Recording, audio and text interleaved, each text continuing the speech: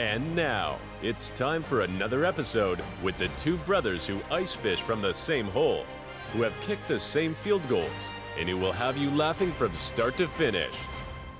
Bringing you the sports, music, and entertainment straight from their Eskimo hut. It's the Eskimo Brothers Podcast.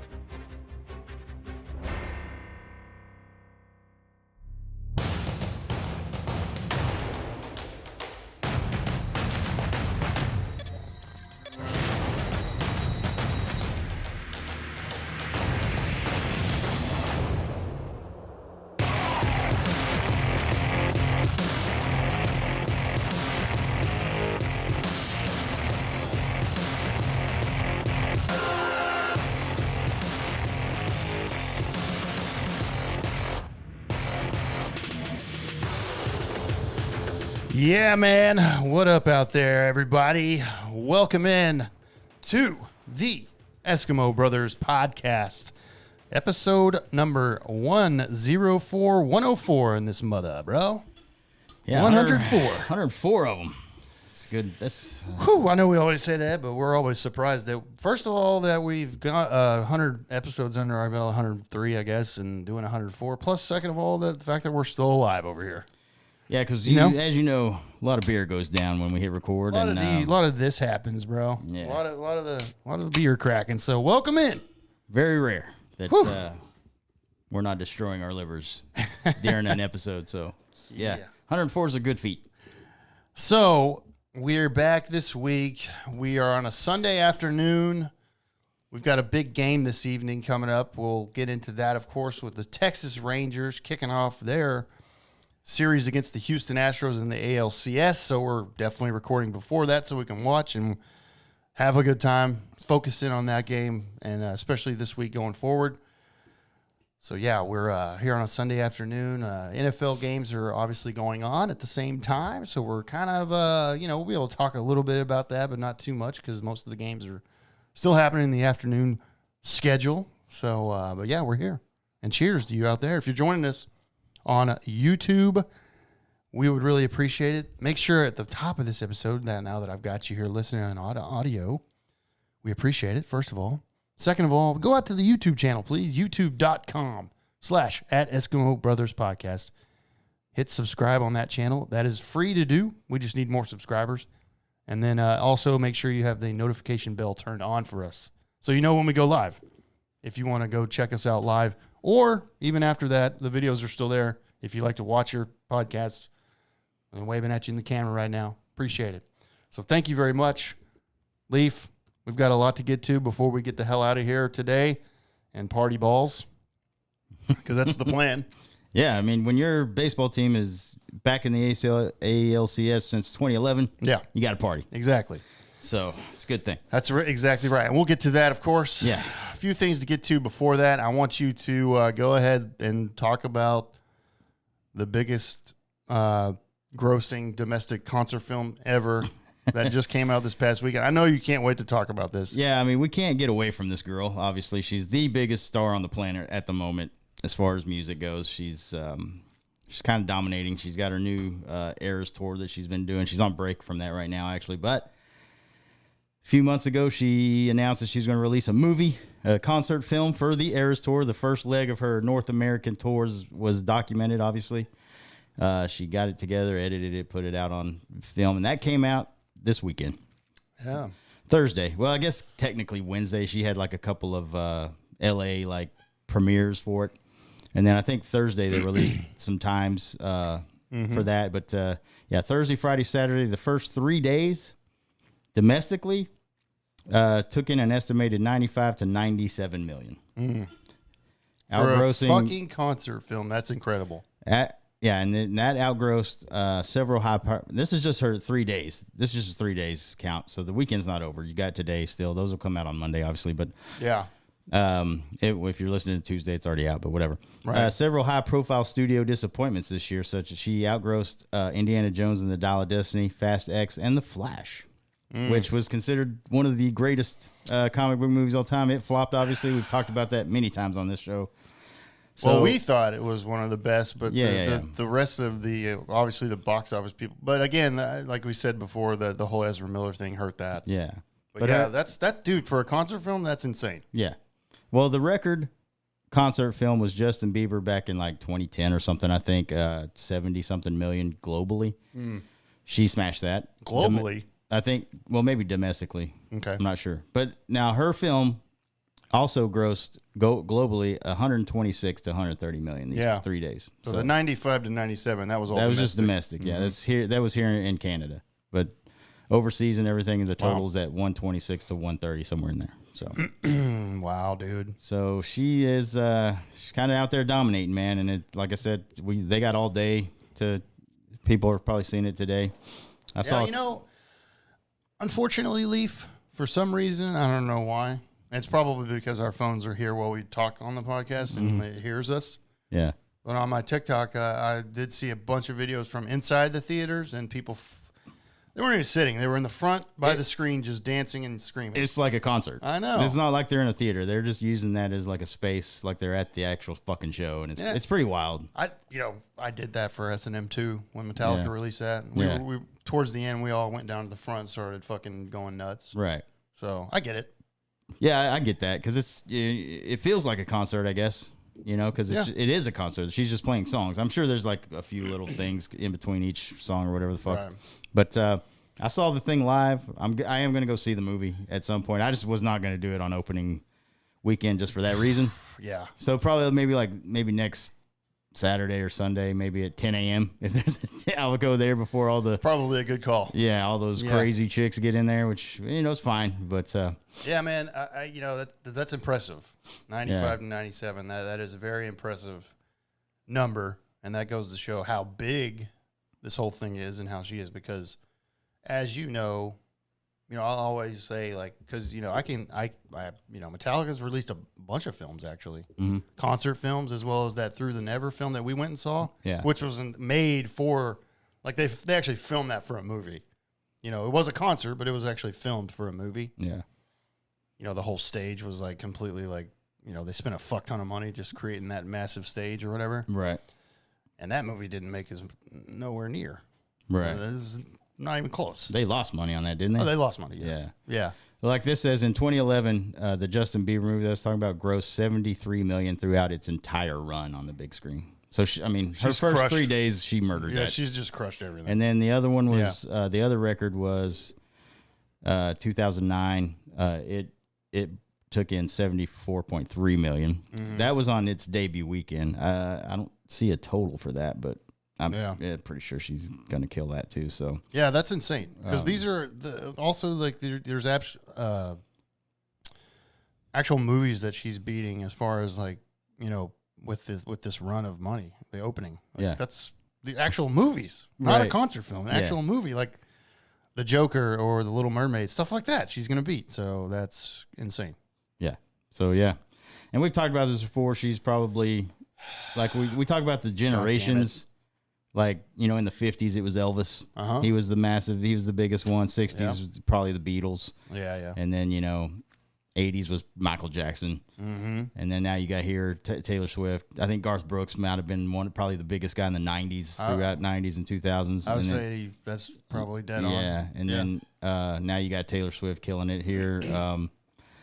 So she's going to go down as one of the greatest all time, man, to do it. And she's probably going to hit about $1 billion net worth after this whole tour's done. Because I think I saw a thing too that after she's got her overseas, she's got the Europe to do on the Eras tour coming up, and then she's going to come back and do a few more dates in North America, and then I think it's over. Mm-hmm. It's estimated she's going to make her alone is going to make $4 billion off this tour. So that's nothing. It's pretty wild. Yeah. I'd like to point out that we have somebody saying the 2020's biggest star is Travis Kelce. So it's good for him to finally hook up with Taylor Swift. And sorry to burst your bubble out there, Karens out there in the world, but they're probably having sex. Yeah. Because they're in a relationship. Dude, that's the reel that just won't die. We posted a reel on Instagram and Facebook, and on Facebook at least, it's been getting gobbled up by the older women. Yeah, that's the on the weirdest thing Facebook ever. community. I still and don't understand that. They don't like our opinion of. I mean, They don't like my opinion of me wanting to have sex with Taylor Swift, which is every guy's opinion. Right. Pretty much. I mean, if she's there in front of you, she says, "I want you to have sex with me," you're going to be like, "Oh, I can't do that." That's disgusting. Yeah. No, they're in a relationship. They're having sex. Yeah. Holy shit. So just shut up. Yeah, just shut the fuck up out And this there. is a podcast where we have fun and we're just joking. Yeah. Like I have a shot. Yeah. One day I'm going to run into Taylor Swift. You do. Yeah. You do have a shot, bro. Yeah. Just sign up for that meet and greet that she never does. Yeah. And I'll just have to put my charm on her, bro. Mm-hmm. And then she's like, "Oh, please come backstage Be right like, now." $1 million NFL star or a guy that's worth nothing? Who's overweight and gray and old. Yeah, there was a couple of people like, 2 oldies. I'm like, yeah, no shit. Fucking idiots. Of course. Like we fucking thinking about like how we're just like 25 and young again and like skinny and muscled out. Yeah. Fucking morons out there. Yeah, anyway. But yeah, please keep interacting and telling us how gross we are because that's helping that reel grow. It's like at Yeah, we really appreciate it. 24,000 views right now, so thank you. And maybe one day we can stop talking about this. Yeah. That would be amazing. Well, if it's like any of our other relationships, it'll be over soon. Yeah, oh, She doesn't hang on to one guy for too long. No, not at all. Just the last one that she was with, that one lasted actually 6 years, which was her longest relationship. Jesus, I didn't know that. That's because it was over COVID, bro. So Right. they spent probably solid 2 years just locked up together because Taylor wasn't going to go out, bro. Surprised she's not knocked up then. Yeah, me too. She must be on some serious birth control or be serious about like, you have to wrap it up, which would suck. Yeah. They'll be like, fuck this. Yeah. So anyway. Hey, But anyway. speaking of relationships, dude, remember back, a big thing last year on the podcast was Amber Heard Yeah. and Johnny Depp's whole thing. Well, you mentioned this to me, and I just want you to go ahead and talk about how fucking we already knew Amber Heard's fucking nuts. Well, there's a claim that she made to a therapist, bro. And since you mentioned it to me, bro, I want you to go ahead and mention that, bro, because that, like I said, Amber Heard's fucking nuts. So listen to this. Yeah. So, yeah, she's back in the news here, just like Sam said. So what this is from the Insider, so it's pretty legit. But it says Amber Heard accused Jason Momoa of getting drunk and cosplaying Johnny Depp on the Aquaman set. First of all, when I first read that, I was like, Jason Momoa just shot up to one of my favorite actors. Yeah, I mean, he's not a good actor, He's but not he's good, great. but he's one of my favorite guys. He's an amazing dude. Yeah. I'll say he's an amazing dude. Yeah. But he's not. I don't think he's like a lead actor. You know what I mean? I don't think he can carry a film like because Nah, I don't think so either. That may not be fair for me to say because the Aquaman films are he's not the writer, but those are so bad, like boring and bad. I mean, I already know the next one's going to be bad, but Yeah. well, I love Jason Momoa. That's what I'm going to say. When I first heard this, I was like, "This is Amber Heard trying to get something out of DC again." She's filed a lawsuit. That's where this has come from. Because she got her ass handed to her by Johnny Depp in court. She didn't win that, and now she's coming after.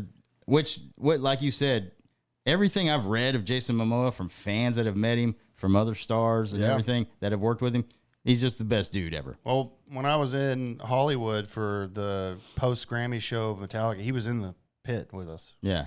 And buddy Jeff, his brother got a picture with him. I didn't bother Momoa. Yeah. I should have got a picture, but I was like, I don't want to do that. Right.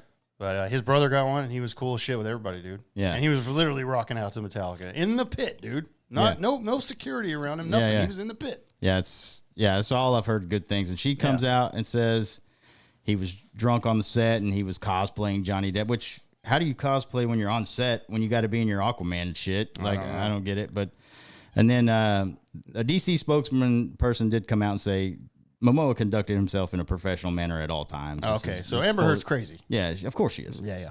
And then this is a direct quote from Amber Heard. It says, Jason said he wanted me fired. Jason drunk, late on set, dressing like Johnny, has all the rings too. And I was like, whatever. First of all, I'm with you. And this is like, reproducing the notes taken by Heard's therapist. And this is this has got to be a dude. a strategy for her to try to get DC some money out of DC for maybe firing her for. Probably.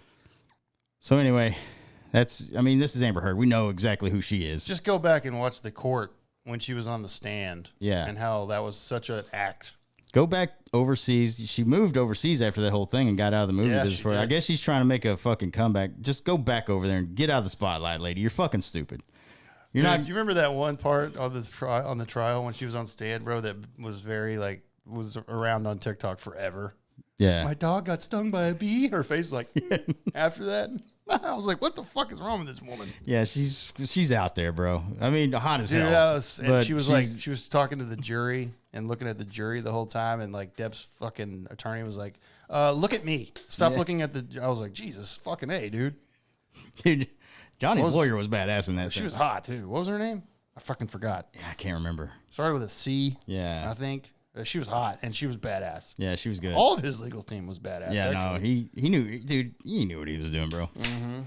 But then, there was another person. She's fucking crazy. Yeah. I mean, crazy hot too, and I mean that's. Yeah. But and like this one person on set, it's an anonymous person said that Momoa does like to have a beer once in a while, like everyone, but he doesn't show up drunk. And then it says, and he isn't dressing like Johnny Depp. He always dressed in the bohemian style. Yeah, he's always kind of dressed, But yeah. But anyway, to go that far on set, because actually when all this stuff started coming out, I remember Momoa coming out and saying she was professional on the set. He was like kind of stood. Yeah, he was. He didn't say he was like backing her in the trial or anything. He just said. Just the experience I had with her on the first Aquaman was she was sweet and she whatever and so yeah. Well, that was before all the shit. Yeah, well, that's before she got her ass handed to her in court. Well, that was and then now she's like during the relationship with Depp. Actually, that first one. Yeah, but because there was that one video where Depp was hammered and it was played at the trial and he was wasted, bro, and he's like Aquaman. I was like, this fucking guy's amazing, but he never was violent or anything. No. At all. I'm just, yeah, she's a fucking, she's crazy, dude. So more craziness. Basically. Yeah, she's probably, she's trying to, it looks like she's setting it up to try to get money out of DC, obviously. And, cause she's broke, dude. She's broke. But she was supposed to put all that money towards the charity and never did. Yeah, exactly. So, Miss Heard, did you donate it at all? I pledged it.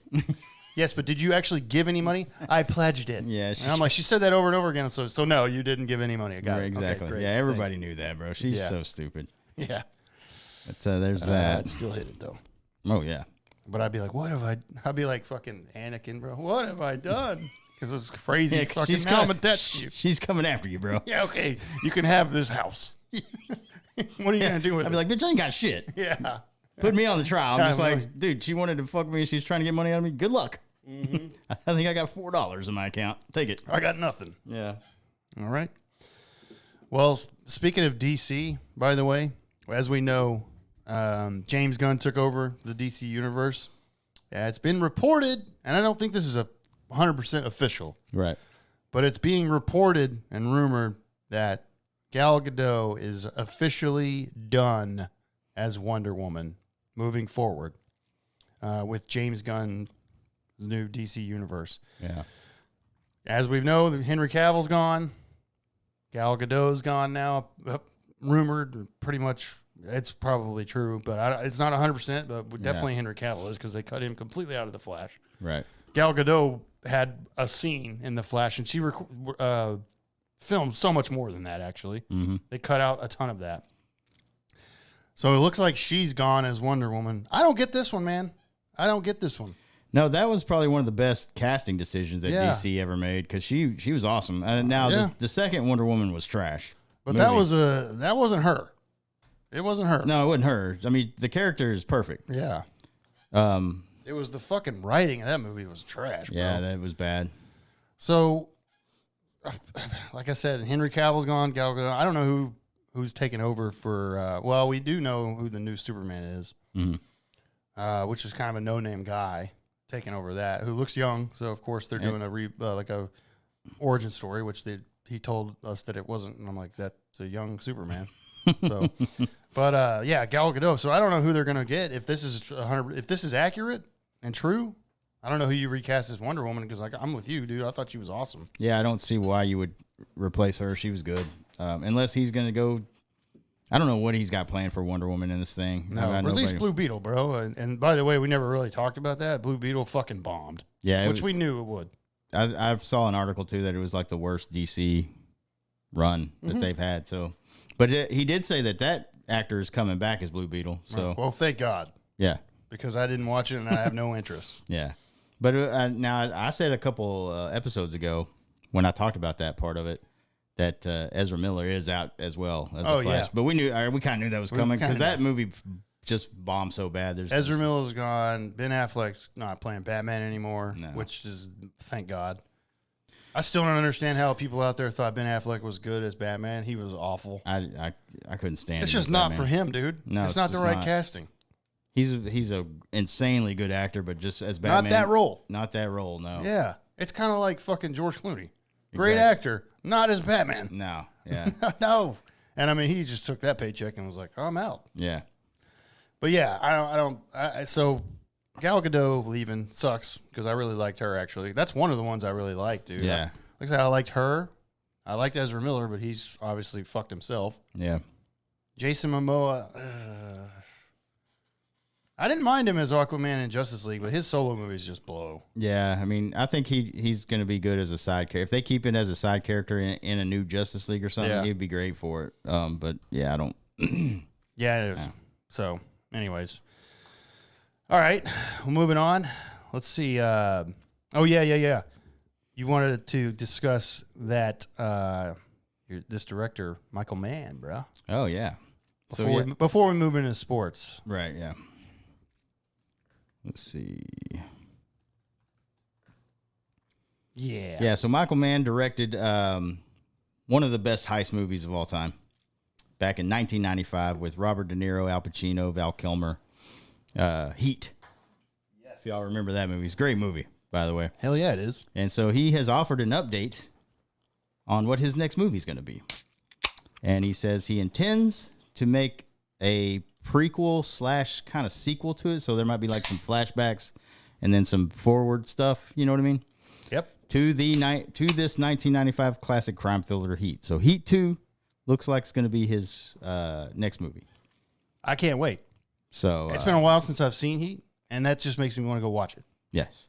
And I will. He wrote a Heat 2 novel. So the book is out there. But now he's working on it. He's got another guy, and they're going to try to turn that into a script to be his next movie. Yep. And I'm kind of pumped about this. I mean, I don't know if it, we're always kind of leery about sequels that are fucking this long. And that's a long time. Plus, but you know what, dude? You've got these guys, Robert De Niro, and he's still knocking up chicks. Just had a kid. Yeah. Obviously, De Niro's still got some fire in his belly. They won't be able to have Val Kilmer. Right. But yeah, you've got De Niro and Al Pacino. They're still fucking and making kids at age 80, whatever, 70 something. Yeah. They're still fucking, bro. They can still do this, right? I think so. Because what it says here is that the novel illuminates what happened before and after the iconic film. Okay. Charting the stories of Detective Vincent Hanna, played by Al Pacino. So they may have to cast like a younger actor. Yeah, that's what it says here. It says so Mann is likely on the lookout for younger versions of those characters. And then maybe for the flash forwards part of it, they might use the real. I mean, I don't see why they wouldn't use the real guys. Yeah, obviously. why wouldn't you? Yeah. So, man, that's interesting. I was a big fan of Heat. I haven't seen it in a while. I need to fire that up. No, this makes me want to watch it again. Definitely. Yeah, it sucks, dude, that Val Kilmer can't come back and play that part. Yeah, he can't speak anymore. No. Everybody knows that kind of. Well, they could do kind of what Top Gun did, and just make it be like, yeah, he got hurt or something in the story. Write his thing right into the story. If he wanted to do it, or if they were looking at doing that, that'd be awesome. Yeah. But anyway, Heat 2. Heat. Go out there and watch Heat. If it's been a while, it has been a while for me. Yeah. 100%. I need to watch it again. But if you haven't seen Heat, do it. Okay. There we go. Do it. Do it. Do it. Do it. Hell yeah. Do it. Do it. Do it. I forgot what song that is. It's from a Jackass. Well, if anybody knows that out there, let me know. Okay. kind of staying. Let's moving into sports a little bit here, but kind of staying in entertainment. I just wanted to mention real quick. I know Leaf hasn't seen this yet. There's a new documentary series on Netflix. You need to check it out if you have the time or whatever. It's called Beckham, which is a documentary series about the famous footballer named David Beckham. You know that name. Yes. So it's a little documentary series. I think it's like 4 episodes, and each episode is about an hour to an hour and 15 minutes. So it's a pretty good little 5-ish hours or so, following David Beckham from when he was a kid all the way to now, actually. And talks about his upbringing, how he got into soccer. I'll say soccer. In the documentary, they just call it football. Right. Which is what they call it over there, of course, in England. And it follows his career and how he got, dude, from a very young age, those over there, that's their shit.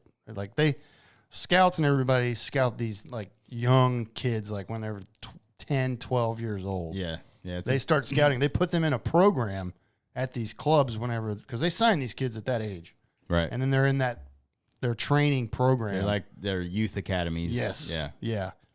And so he was signed to Man United like right away, like at 12 or something like that. That's fucking nuts, bro. Yeah, and he was like, school, fuck off, basically. Yeah. I mean, he was still in school doing that and doing his work and everything, but it was more like, well, I mean, it's David Beckham. Yeah. They all fucking knew early on this kid's going to be a fucking star. Right. But it talks about like with his parents in the documentary and how hard his dad was on, because his dad was very hard on him growing up. Like his dad filmed every fucking match that David Beckham had as a kid. In the documentary, his dad says he has like over 1,500 matches on film. That's crazy. And he plays one of them. They're on the documentary, they play one of them, and David Beckham's a kid, and he's kicking the ball. He's like running with the ball, and you hear in the background, like because his dad's filming, you hear in the background, he's like, David, take it, David, no, don't do that, David. I'm like, Jesus, his fucking dad's crazy. Yeah. So he was very hard on him. And so Beckham gets to talk about that and his upbringing. His parents are in the documentary. The Manchester United boss was in it, the manager. They call it the boss over there, though. And so he was in it because he was his manager for forever.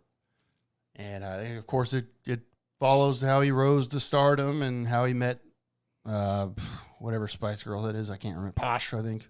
Victoria. Yeah, Victoria Beckham. Beckham, yeah. But Posh Spice, I believe, from the Spice Girls. Yeah, I think that's what she was. So it follows all that and how England hated David Beckham for quite a while after the World Cup in like the 90s or whatever, when he fucking had a penalty. And people freaked out on him because he got a red card. And England booed him everywhere he went for forever, dude. They threatened his family, threatened to kidnap his kids. They're crazy over there about fucking soccer. Yeah, they're wild about it. And so anywhere that guy went, he was booed nonstop. And I'm like, this guy is one of the best players in the world. At the time, he was the best, actually. Right. This was before Messi and them, dude. Right, yeah. Yeah, he was like the biggest name. Huge. Yeah. In the night, oh my God. Even in the early 2000s, he was massive. Right. So it's a very, very good documentary. If you don't even have to like soccer, dude. It's just good because it focuses on the person. And, of course, a lot on soccer because that's what he did. Yeah, it was his job. And then his relationship with Victoria, she's in it, of course. And then at the end, his kids are in it because they're all grown up now. Right. And it's a very, very good documentary. That guy's worth so much money. Yeah. They both are. Yeah. They're worth like 400 something. It's insane. 400 something million at least. Yeah, it's crazy. And the Spice Girls did a reunion in like 2008 or something. I didn't even know that. I was like, what the fuck? No clue, yeah. Yeah. I don't even think she's in the band anymore. I think their Spice Girls are still going. She's not there anymore. Wow. Why would you? Yeah, because my husband's David Beckham and he's rich. I'm just going to sit on my ass for the rest of my life. That guy life. did so much fucking sponsorships and advertisements over there. I remember when he came over to America, too, it got even bigger. Mm-hmm. Like, because he was like one of the first big ones that signed to MLS. And did you forget about the fact that when he was at MLS, they put him on loan to Paris. Right. And he dominated. Yeah. And he wanted to stay there. Yeah. And then the owner of the Galaxy, LA Galaxy in MLS was like, no. He's like, we put you on loan. You're coming back to LA. Right. And Landon Donovan is in it too. And Landon Donovan called him out and they kind of fought. Yeah. But then, like, they made up and they won the MLS Cup. So, but he was not good when he first got here. The LA Galaxy was shit. So, Right. Yeah. anyways, watch the documentary. I'm not going to try to give away. Yeah, I'm all off of it. tomorrow, man. I might fire that up, dude. I It's have some really time. good, dude. I mean, I've always, especially, liked a lot. I like soccer. It's really good, actually. It's a great game. MLS is not good. No, it's not. If you want to watch soccer, watch the EPL. Yeah, watch the Premier League over Yeah. there in England. You have to get up early as balls if you want to watch it, but That's true, but it's way better. It's way better than MLS. MLS is terrible. you're watching even like one of the mid-tier guys out there is better than probably the best American player. What's sad about the MLS, and this is still true to this day. Like, for example, we have a team here, FC Dallas. I have never gone to a game. I never either. And what's sad about that is I think my yearly salary is higher than most of every player on that team. That's pretty bad. So these guys have to have another job, of course. And so the MLS, they really don't. Unless you're a big name, you're not getting any money. Right. I mean, soccer's just not huge over here, man. No, it's it not. never has been. No, it's not. And that's just crazy. And when he came over here, he was like, what the fuck? He's like, because it's in the documentary, he's like, these fields suck. Yeah. He's like, these pitches got fucking football paint on them still. He's like, I'm confused. Yeah, football yard lines are still painted on them. The out of bounds, and he's like, I don't know what's going on. Yeah. And I'm like, welcome to America, bro. We don't soccer's not big over Yeah, here. you don't have your own stadium Yeah. for soccer. It's too much money. Mm-hmm. Yeah. But yeah, check it out. Let us know if you do watch it because it's worth it. Trust me. And I know not everybody likes soccer, but like I said, it's actually really good, and I think you'll really like it. So there you go. Whew. Couple more stories coming out in the sports world before we jump into some good stuff with the Rangers, of course. Leaf, I didn't hear this. But you told me that Barry Melrose is. Does anybody know who Barry Melrose is out there? By the way, do you think? If you're a big hockey fan, you probably know who Barry Melrose is. He's a He was a coach in the NHL. He's a longtime ESPN analyst forever. He was an analyst for a while, and then he went back to coaching. And it was awful. And then he was awful. Then he went back to as an analyst. Should have just stayed at the end. But yeah, so he was actually a former player as well. But anyway, he's retiring from ESPN because he just got diagnosed with Parkinson's disease. That's crazy. He announced that this past Tuesday, and he said, this is what he said. He goes, I've had over 50 extraordinary years playing, coaching, and analyzing the world's greatest game, hockey. It's now time to hang up my skates and focus on my health, my family, including my supportive wife, Cindy, and whatever comes next. So 67 years old? yeah, 67 years old. So he's been at ESPN for almost 30 years. So he's hanging it up to kind of focus on his health. And if you've seen, there's a documentary, the Michael J. Fox documentary out there about Parkinson's. If you see what that disease does to somebody, go watch that and you'll see, because this is what Barry has to look forward to, and it's not pretty. You know what's crazy about that? You mentioned that's obviously the most famous person that we know of. Yeah. Is Michael J. Fox. He got that early. Yeah, he did. And, being diagnosed with Parkinson's at 67, I got to think his health may deteriorate rather quickly. Probably quickly, yeah. Yeah, because Michael J. Fox was diagnosed. He was still able to act for a while. He was like barely even 30 when it Yeah. happened. And he was able to act for a while, and Yeah. then he started declining Yeah. pretty quick. And now, of course, he's, Michael J. Fox he's done a lot for the disease, actually, with charities and stuff like that. And Michael J. Fox is amazing, but this sucks, dude. Yeah. Barry Melrose is great as an analyst on ESPN. I mean, I think the only team he coached ever was, well, no, he did two, actually, now that I think about that. He did the Los Angeles Kings and the Tampa Bay Lightning. Yeah. But, yeah, it sucks, dude. Him and I'll never forget, back in the day in high school or whatever, I'm a huge hockey fan. And I think, we have some people out there that are, kick ass, but you can watch hockey. But him and Buchagras on NHL Tonight Yeah. on ESPN, too. I always watch that. So, yeah, that sucks, dude. Yeah, when he was with Los Angeles, yeah, he coached Gretzky. Yeah, they went they were to a Stanley Cup final. They didn't win it, obviously, but yeah, he at least took them to a final as a coach, and then So, yeah, man, long hockey career for that guy. Massive name in the hockey thing, and it's pretty sad that he's got to hang it up now. But it's understandable, like you said, this disease will probably attack him a little bit quicker just because of his age. So Yeah, that sucks. And I've got a quote here from Butchergrass, actually, that he said, I worked with Barry at ESPN for over a quarter century, cold beers and hearty laughs in smoky cigar bars. Razor sharp wit. He was always early and looked like $1,000,000. I love him. I'll miss him. Wayne Gretzky on a life dedicated to hockey. So Wayne Gretzky, I guess, gave there's like a 4 or 5 minute video. yeah. So, yeah. So that's pretty cool that you work with a guy like that. And Butchergrass is amazing, dude. Yeah, he's a great dude too, man. Everybody I've seen on like ESPN's hockey covers, they've always had the best kind of guys to do it, man. Yeah. So I like Butchergrass, Melrose, Steve Levy. Those are the ESPN guys with hockey. You can't. Those guys are amazing, dude. yeah, those are the all time. I know hockey's not exactly popular either, but Right. those guys are fucking great, dude. Right. And I love hockey. We have a good fucking. By the way, the Stars kicked off their season this past week. In case you're fucking watching out there or listening, the Dallas Stars kicked off their season and they did win in a shootout. It's their first game, and whoever made the fucking NHL schedule was a jackass, by the way, because they played on Wednesday or whatever, Thursday, yeah. and then they have 5 days off until they play again. I'm like, what? It doesn't make sense. Yeah, I was looking because I was like, this weekend, actually, I was like, Stars probably play this weekend. I'm going to watch that game. And then I was like, they don't play until the 17th. I was like, who the fuck made this schedule? They have 5 days off. That's wild. Stupid. Hey, I'm with you, Barry Melrose. I'm going to hate seeing that guy deteriorate. Yeah. There's no cure for that disease, man. Nope. And Michael J. Fox has done so much for that, and he's got, and I think a lot of the money he's put into it has helped, like, the longevity of your life when you have it. But, like, man, you need to watch that documentary. First of all, it's sad as balls. I will watch it. Just get ready. That is probably sad. But his fucking optimism, like, there was a scene where he's walking with his, like, physical trainer. They go on daily walks, and he can't control his body. That's what happens. Right. Your brain ends up not being able to control your body, and he has these shakes and stuff. Well, they're walking out, and there's a lady kind of walking the opposite direction of him. They're walking towards her, right? Right. And he kind of just loses control, and he falls.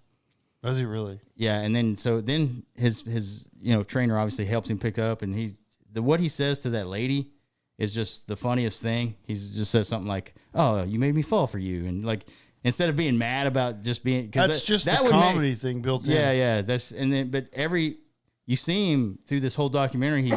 They try to film while he's at his best. He says at early morning can control himself better, but you can see some parts because he wants people to see it. Mm-hmm. He's like, this is what I have to go through. But he never gets mad. He like he's spilling shit. He's knocking shit over, but you don't ever see him be like, God, getting mad. And He's just like, so he's taking it so well, which is crazy. But well, he's dealt with it forever. yeah, like I said, I think he's been dealing with it for 30 plus years. Yeah. So anyway. That makes me think of like the story that like him saying like, you made me fall for you or whatever. Yeah. And still having that's just built-in wit or whatever you want to call it. Yeah. Comedy, whatever. That makes me think of the story that I heard about Dustin Diamond. You know that yeah. guy? Yeah. Screech? Screech, yeah. When he got diagnosed with cancer before he died or whatever. That makes me think of the story that his dad told on that the Dark Side of Comedy episode that I watched of Dustin Diamond. Oh, yeah. Because he had a hard life. Yeah, he He did. couldn't get away from that fucking character. And, when you grow up and get older, it's like, I'm not a geek. Right. I actually want serious work and stuff like that. Right. But when he got diagnosed with cancer and was really towards the end of his life, because he's gone now. Yeah. His dad or whatever told her, like, one time he was hanging out with him and his girlfriend and at his house or whatever, and he was in pain. And, like, they would be like, hey, is it like a pain that you've experienced before or what's going on or whatever? And he was like, no, this is new. And then his dad was like, oh, what?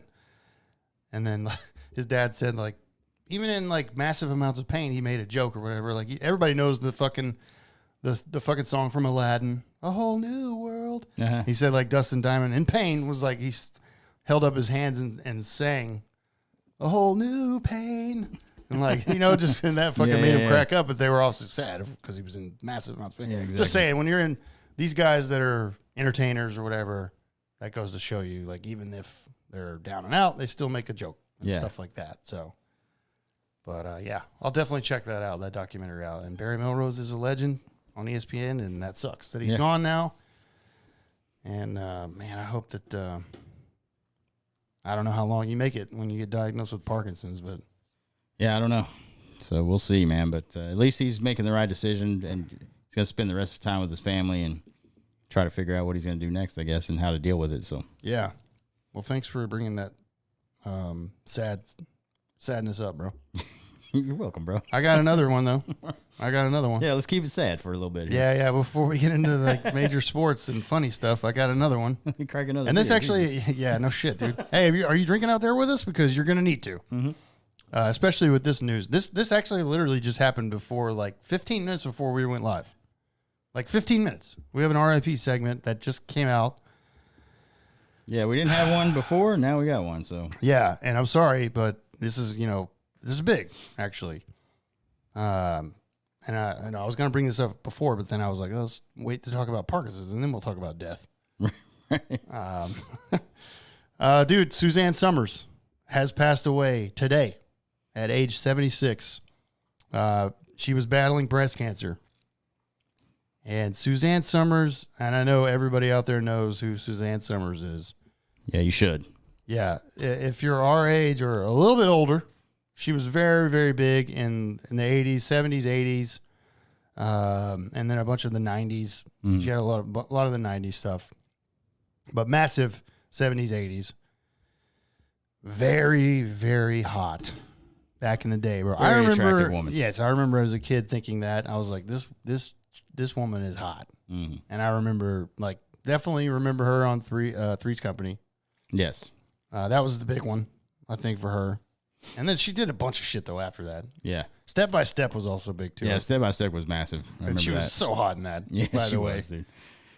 Yeah, that was right around my jerking off days. Right. When I first Of discovered course. jerking off. And like the same thing with the early 90s. She was the spokeswoman for Thigh Master. And at late at night, they had those Master. infomercials, bro. I was like, Yep. yeah, let's get one rubbed out before I hit the bed tonight. Thigh Master videos of her in leggings and those tight. Yeah. Oh, my God, dude. Yeah, she was an icon for sure, man. An icon. So Suzanne Summers has left us at age 76 today. Like I said, she was battling stage 2 breast cancer. So unfortunately, that sucks. And tomorrow was her birthday, actually. So she died one day before her birthday. Sad, man. R.I.P. to Suzanne Summers. Suzanne, R.I.P. We love you. And we love you. And we will. I might have to see if I can rub one out to a Thigh Master video. I don't think I could because my brain is warped. Yeah, but I'll try. That's like rated G stuff now. Like Yeah. back in the day, I'll try. I saw those things. I was like, God, it's hot as shit. I'll try Yeah. just for your honor. Just you're disgusting. Yeah. Well, welcome to the pod. Yeah, we are. Of course we are. That would be her up in the sky, bro. And I'm watching her Thigh Master. I got my phone. Because you hold your cell phone like this. If you're on video, you can see me. You hold your phone just like this when you're jerking off. Because you got a video playing, you're like, hell yes. And her there should be like the TikTok where she's watching me. She's like, Jesus Christ. Yeah. I'll be like, come on, Suzanne. I can't be the only one out there, guys. I can't be the only one. Shout out to all the old dudes out here that hear about Suzanne Summers and go crank one out. Yeah, in exactly. her honor. Yeah. And I'll do it. I think it's the right thing to do. Actually. It is. She has some hot pictures, actually, too, that are hot. Yeah, no. Yeah. There's guys that had posters of her. Mm-hmm. Yeah, so maybe I'll have to go to that. I'll Google image those, and I'll try both, guys. I'll just try. And I'll report back. You know what I mean? Sorry, I'm trying to lighten the mood a little bit after 2 fucking downer stories. Yeah. Yeah. Man. All right, let's move on. I want to say real quick, actually, fuck it. Let's go to the Rangers. Let's do it. So everybody knows out there that listens to this podcast, we are massive Texas Rangers fans and baseball fans in general. So baseball is moving on to the championship series for each league. Our team, the Texas Rangers, has made it to the ALCS. We were talking last week about how we were up 2-0 on Baltimore, ended up sweeping them. Here we are moving on to the ALCS. Game 1 is tonight as we're recording. This audio will come out on Tuesday. So they've already played 2 games by the time this audio comes out. Right. And, I wish we recorded every day almost so we could react. But, I mean, look, I'm so proud of this team, dude. I said that last episode too. Yeah. And I said that before the wild card round. I was like, they could have lost to Tampa Bay in the wild card round, and I would still be happy because they made the playoffs. Right. And here we sit. This team got hot. They haven't lost a playoff game yet. Not yet. 5-0. We're starting, and we're one of the last 4 teams. That is hard to do in a long season. Yes. Very hard to do, especially the way they had to do it. Right. Traveling and on the road for the last 3 weeks of the season, basically. And don't forget all the injuries they went through. Yeah. I mean, we lost our ace after about 6 starts. He got about 6 starts in. We lost him. Yep. We managed to keep staying first even after he went down. And then Chris Young made some great trades to help us along, help the bullpen along, and then got Max Scherzer. He helped us out through the rest of the year. He ended up getting hurt right before the fucking postseason. Yeah. And so Bad slump in August. we had Seager go down for 40 games. Young was out for even longer, I think. Heim. Yeah. These were all-stars, by the way. Garcia was out. Garcia. That was 4 of our all-stars out for significant Eovaldi. time. Eovaldi. Yep. So they fought their ass off to get to where they did. They didn't win the division. Can you just speak of that August, the slump? Yeah. Where we were hurting. Yeah. And I just want to say, I kept receipts from everybody that texted me, tweeted, and everything that said this team sucks. This team's not going anywhere. They're done. I'm done with this team. I kept receipts. Yeah. Because you gave up on the team. And you don't do that. You just don't give up on the team. It's a long... Dude, baseball is one of it's the sport that's fucking long. And I mean, it's just wild to me that nobody expected this team to even compete for the division, first I know, of all. and when they let on a slump, everybody's like, fuck this team. Yeah. Yeah. So Fire Bochy. His bullpen decisions are trash. I'm like, what the fuck do you like? What is wrong with Bruce Bochy and his decisions? nothing. There's nothing wrong with it. He has like you're good. You're really going to question a manager that has almost 50 postseason wins now and 3 Worlds. You're really going to question a manager that's 3 World Series? Yeah, and he's one of 7 managers that have taken 3 different teams to a championship series. Mm-hmm. Now, there's no manager that has gone to 3 World Series with different teams, and Bochy has that chance, and he's very capable of doing that, especially with this team right now. Yes.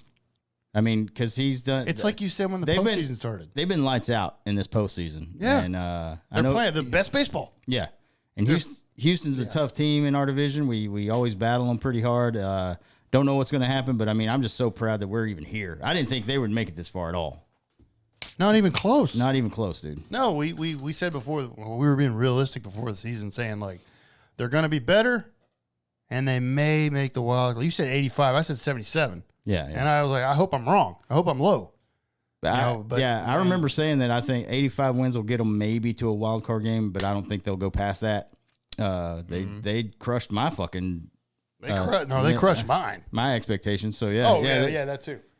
So right now, I love this team so. And they have a shot. Like now, the way they've been playing, the offense has come back. The lineup that Bochy is throwing out there is fucking perfect right now. Yes. They have a shot, dude. I think they could beat Houston pretty easily if they stay hot like they have. Whoa! Don't say pretty easily. Not easily, but I think they can beat them. Mm-hmm. If they're playing the baseball they've had against the Orioles. Here's the thing: the last series against Houston in September, they beat the fuck out of us. Mm-hmm. But we didn't have this roster.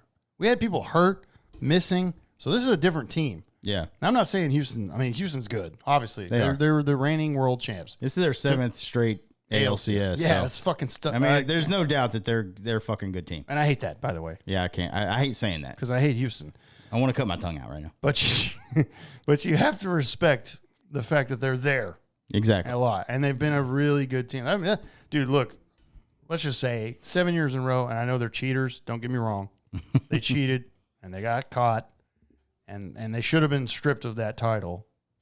Rob Manfred actually came out and said, "Yeah, I didn't punish him enough." I'm like, "No shit, you fucking moron." Rob Manfred's probably the worst commissioner of all sports. I don't like him at all. Me neither. I don't like him. And none of the players do either. No. But you have to sit there and you have to look at what it is. The team is good. They have really good hitters. They have really good players. And you tip your cap as much as it hurts. And to be the best, you got to go through the best. Yeah. So we've got to beat Houston. They're going to be there. Now, they're coming towards the end of their shit. Yeah. There they are. But you still got to beat them. And that's what it's going to take. And hopefully we can do it. And oh, man. I love this team, dude. I love the Rangers. Our future is definitely big. According to John Smoltz, though, and everybody in the media, Baltimore is way better than we are. Yeah, we swept them in three games, and apparently Baltimore's better, and they're going to have a brighter future. Fucking John Smoltz, dude. Fuck John Smoltz, by the way. He was like, you play this series 10 more times, it's going to be drastically different. And I'm like, what the fuck did he just say? Well, guess what, Smoltz? We played it once this year, and we fucking dominated the Orioles, dude. Get the You fuck might out be of here. right. If we play the series over again, I don't know. But it didn't matter, bitch. Yeah, I couldn't stand watching that series and listening to that guy talk.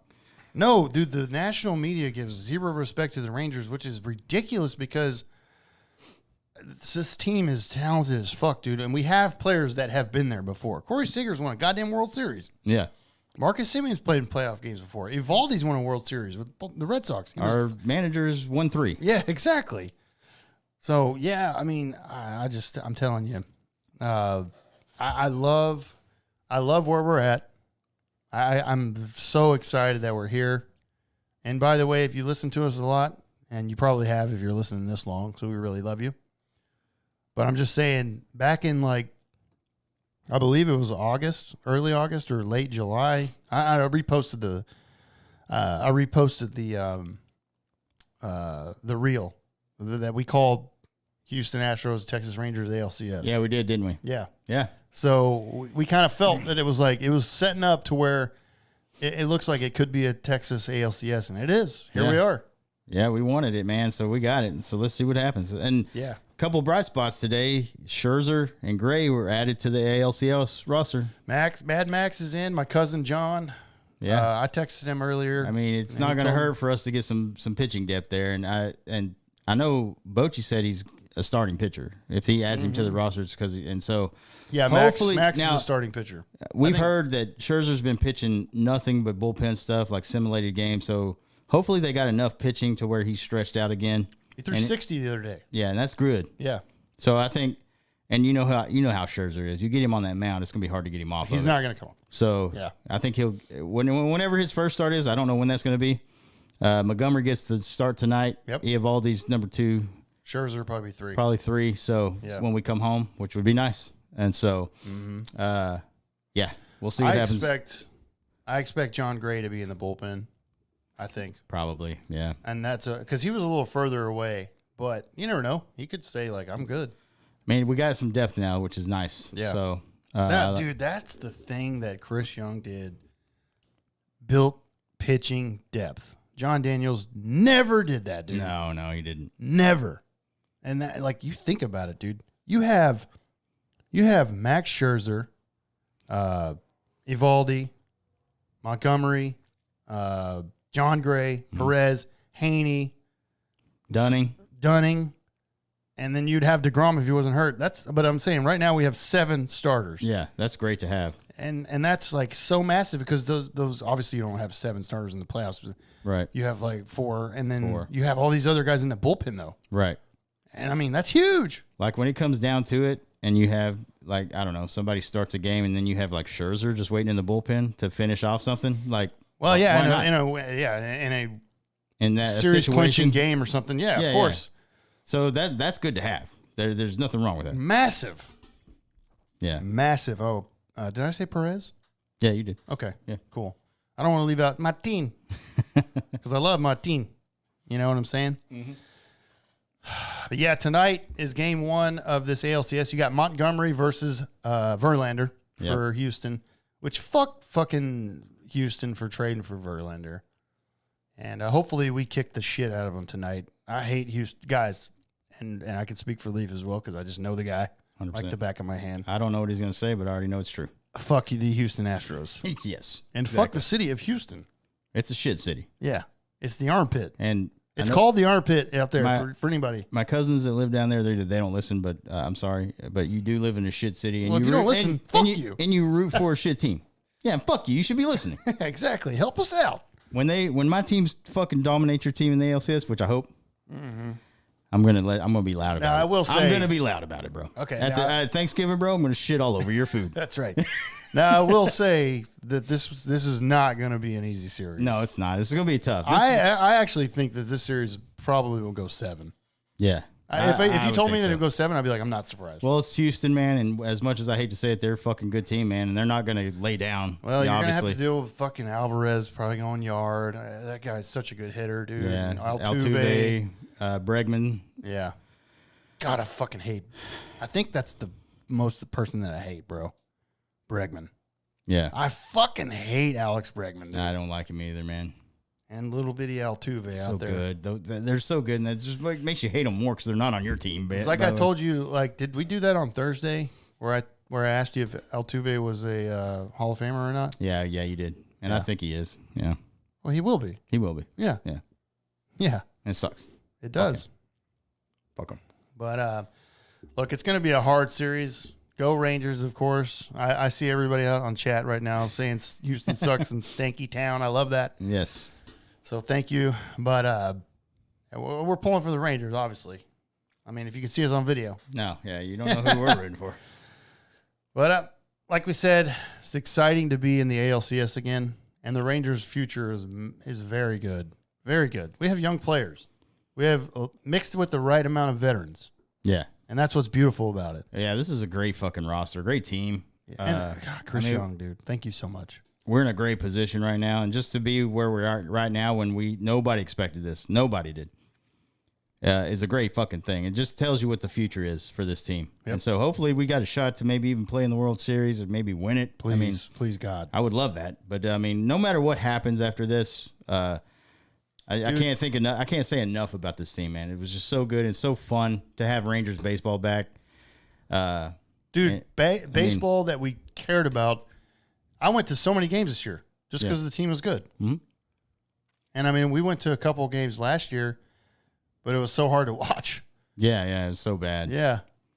It's like, fuck this, man. But it was fun this year, man. It was fun all year long, dude. But we were pissed the last 6 or 7 years, and I was very vocal about it. Like, I don't want to support this fucking team as long as John Daniels is in the front office. Yeah. Well, because he ran this team in the ground, dude. Yeah. I mean. Once he was gone, I'm like, okay. I went to the first game after they fired John Daniels. Yeah.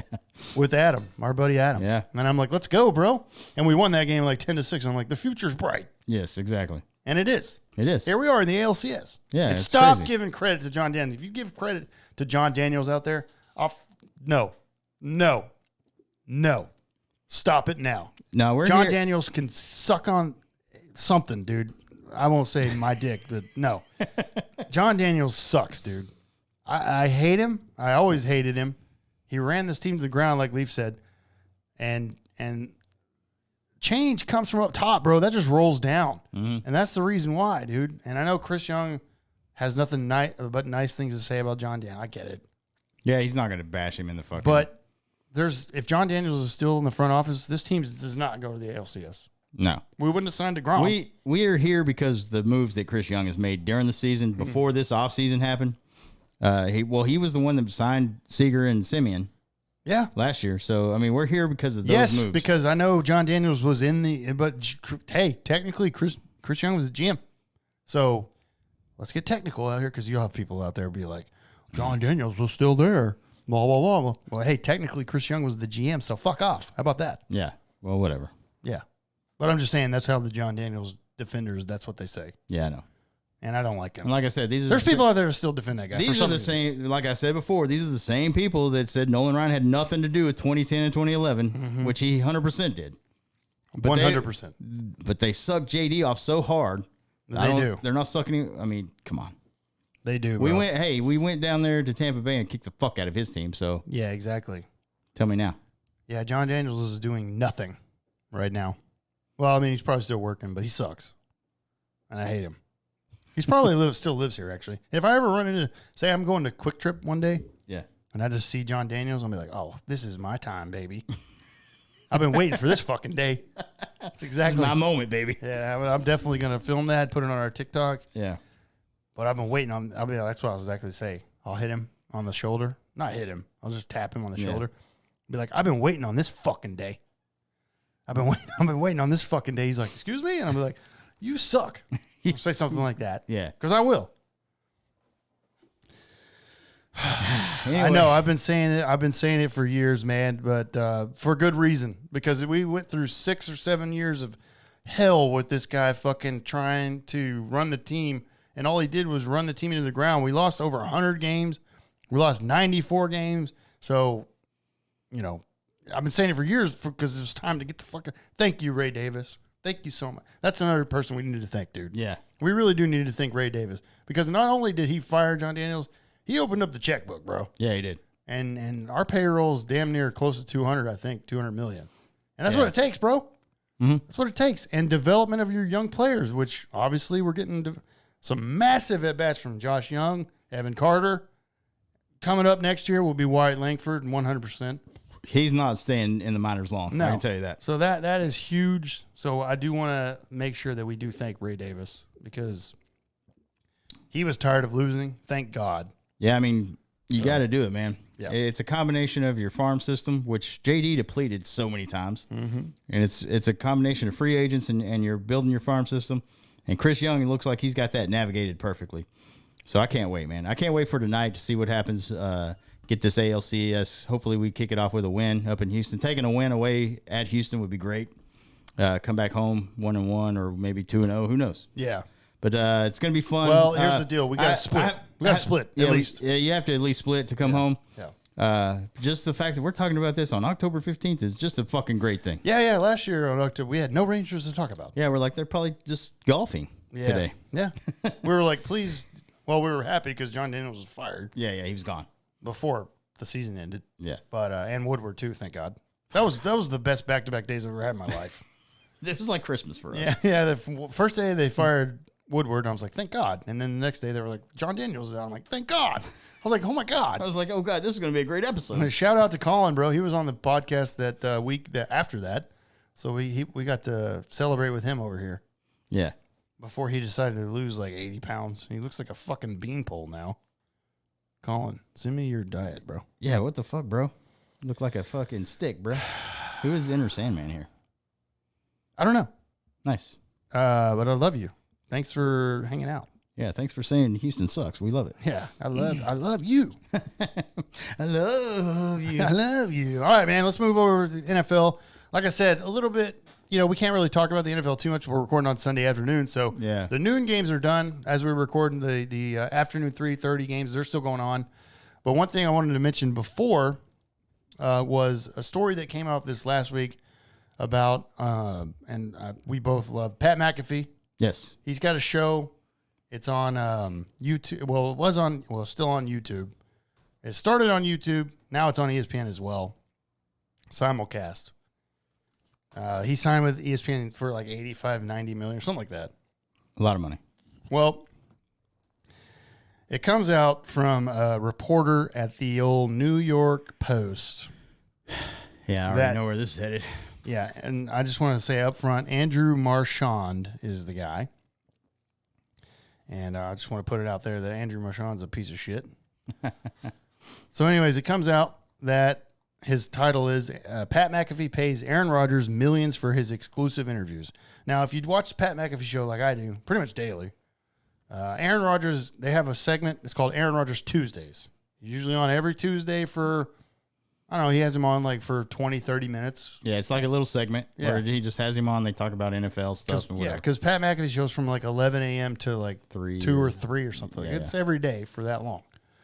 And it's awesome. His show's fucking amazing. It's literally, like if I could manifest myself somewhere, I would be on that show. Exactly. Because it's him. Pat McAfee started it with his buddies, and they just talk about sports and do all that, and it's awesome. Yes. Pat McAfee's amazing. I love him. So anyways, yeah, he's got connections, of course. And then Aaron Rodgers started the whole Aaron Rodgers Tuesdays. And So once they started Aaron Rodgers Tuesdays, by the way, Pat McAfee's ratings and viewers went way up, shot up. So, of course, this rat, Andrew Marchand, comes out and says this. He pays Aaron Rodgers millions. Well, Pat McAfee was like, yeah. He's like, Aaron has definitely made over $1 million with us for sure. And then on Friday's show, Pat McAfee talked about this, and he was like, dude, I take care of anybody that helps this show. Yeah. Now, his employees, his buddies, I say employees, because Pat McAfee owns the company. Yeah. He pays his employees, buddies, handsomely, very well. Takes care of them. Anytime Anytime the show does well, they all do well. Exactly. Now, he said on the show on Friday, he was like, Aaron Rodgers put this show like to the stratosphere. Mm-hmm. And so he's like, you're goddamn right that I'm going to fucking help. Now, he said right before Christmas one year, he handed Aaron Rodgers a check for $250,000. Wow. And Aaron Rodgers is like, no, dude. No. He was very uncomfortable. But then he was like, fuck off. You're taking this money. Yeah. Because you helped me get to where I am. Yeah, exactly. He pays every regular guest on the show, not just Aaron Rodgers, very good. Right. Because it helps his show. Exactly. He's an owner of a company, and he's doing right by his employees and everybody that's involved. Now, you don't see that very often. The CEOs and executives usually they're like, no. No, yeah. So, but we're talking about a different, yeah. And this article painted him to be like, a bad dude that pays just to make sure his show's up well. He's like, that's not what it is. Yeah. He's like, I'm taking care of people that take care of my show. Well, here's the funny thing about that. This is where sports, mostly sports media and a lot of media are going to, is these podcasts like this, because they're video based too now. Yeah. Let me tell you something about the New York Post, bro. Guess what? They pay people to come on and do interviews for their fucking articles too. Right. This guy look, a lot of media, like especially like print media and even TV shows, are threatened by this kind of new media like YouTube, because this is where it's headed. Yeah. It's more loose. It's more like fun. Pat McAfee has started that, and it's showing that people love to watch that show. Because it's more loose. It's like buddies getting together, talking about sport, like kind of what we're trying to build here. Yeah. And McAfee has all those connections, though. So, I mean, that's why his took off. But it's a great show. And the way they do things, that's where it's headed. Yeah. Like people at ESPN, people at all these other places, people aren't watching those stupid-ass shows anymore. No. Because it's more biased and everything. Well, it's scripted. Yeah, it's scripted. It's like First Take. Way overproduced. First Take. Yeah. Or fucking Undisputed with Skip Bayless. Yeah, that's all set up. It's all scripted. You can tell that when McAfee shows up, they do their research, they do their shit, they do the work, and then they get on there, and then you could just tell whenever they go loosey-goosey and have a good time. And that's that's the best part about it. You don't see that shit on ESPN. Not at all. Yeah. Which, I mean, it's crazy that he's employed by ESPN. Right. Well, I maybe this is smart by ESPN to finally say, oh, man, we got to get this guy on here because his show's they know people aren't. A lot of people aren't watching their other shows. That's why they're laying off motherfuckers left and right. That's true. You know what I mean? Yeah. So now guys in the print media too, like New York Post, like people don't read fucking articles anymore. We watch these kind of shows. Exactly. So that's why he's coming to attack Pat McAfee, because he knows where it's going. The clicks. He wants the clicks. Yeah, of course. Yeah. That's exactly what it is. So yeah, and it's funny because Pat McAfee was talking, like, again on Friday about how, like, paying guests or whatever, he was like, I was told by other sports media people, this is not how it's done. Or whatever. He's like, well, this is how I'm doing it. Right. And this is what I do. Yeah. So he's like, I believe in just being a good person and taking care of the people that take care of me. Exactly. And I'm like, what a concept. Yeah. And I'm like, that's why Pat McAfee is the leader. And as far as I'm concerned, and I guess you'd call him media because he's huge now. He's everywhere. Yeah, sports media for sure, yeah. And he's the leader as far as I'm concerned, because this is what people need to do. Yeah, when you take care of your people, you're going to be nothing but successful. Exactly. I mean, if you're a piece of shit that holds all the Skip Bayless. Yeah, you hold all that bonus money and don't give it out to your employees, they're going to fucking turn on you, and they're not going to do as good as your job because they fucking hate you. Well, even before he got signed to ESPN, I remember, because I followed him forever. Mm-hmm. And I remember That he's like, the show's doing well. We're growing. And he's like, it was the start of a new year. And it was a tweet from him. Yeah. And he was like, show's doing amazing. You guys are, he's like, it's only because of you guys. Yeah. And we appreciate it so much. He's like, all the boys are getting raises coming up this next year. Yeah. Start of the next year. And he's like, as they should. And I'm like, imagine, bro. And that's, honestly, that's the only way to be. Take care of the people that take care of you and got you where you are. And that's why he gives Aaron Rodgers money. He gives Chuck Pagano money. He's on there a lot. Yeah. He gives Nick Saban money because he does a segment every week now. Yeah. Just everybody. And it's crazy that somebody tried to paint that as a negative thing. And I'm like, get the fuck out of here. And like he said on his show, actually, Pat McAfee said that Andrew Richard's a rat. And he's a piece of shit. Good. AJ Hawk's a big part of the show. He's on there every day. Yeah. And that show is amazing, by the way. If you've never watched Pat McAfee's show, watch it. I watch it pretty much daily. Yeah, it's great. So, anyways, I just want to say cheers to Pat McAfee. We love you at the Escalon. You'll never see this, but we love you. And if I could be doing what you're doing, that's what I'm trying. So, love it. Thanks for opening that door and get kicked open. No shit, dude. Maybe that's exactly what needs to happen, bro. Fuck all these other shows that are scripted. Fuck Skip Bayless, bro. Stop giving him money, dude. He's a piece of shit. Yeah. All right. As far as the games today, man, there's not a whole hell of a lot we can talk about. Like I said, they're still going on. I do want to mention that your team won today in the noon games, 24-16 against the Falcons. It looked like towards the end of the game, for some reason, they weren't running out the clock because the enemy's like, let's throw. Yeah, I mean, we're just lucky that the coaching staff of the Falcons made some fucking terrible plays, going for it for two. Yeah. When they scored, it was 24-10. Falcons scored. Yeah. And a touchdown, and then instead of kicking the field goal, they went for two. And didn't get it. They said like analytics prove that you go for two here. I was like, fuck the analytics. What does that mean? And then there was a couple of times. Well, Ritter threw 3 picks, which was nice. That helped out. Our defense actually stepped up, played pretty good this game. Yep. But with that and the combination of terrible calls and there was a couple of massive false start or delay of game penalties by the Falcons. They just couldn't get the fucking playoff a couple times. And Arthur Smith needs to get fired in crucial spots, which helped us out. Thank God we came back. We came back this week and won after a shitty Thursday night that you guys watched live here. Yeah, that was amazing, by the way. Yeah. That was amazing. So, but hey, we're back in the win column, 3-3. This is a 500 club, like I said at the beginning of the season. So that's where we're going to hang out. So Sam Howell, 14 of 23, 151 yards, 3 touchdowns, no interceptions. Yeah. I think Sam took care of the ball. Is the guy right now for sure. I like the way, even in these bad losses, he's played well. Yeah. I mean, he had that one bad game against the Bills where 4 picks, but I mean, it's the Bills. Yeah, of course. And I mean, like I said, Bieniemy he's got to throw some running plays in there. I mean, you can't. Especially how bad our offensive line is, he's going to get this kid killed. Hopefully, I don't know. Hopefully something changes. Maybe.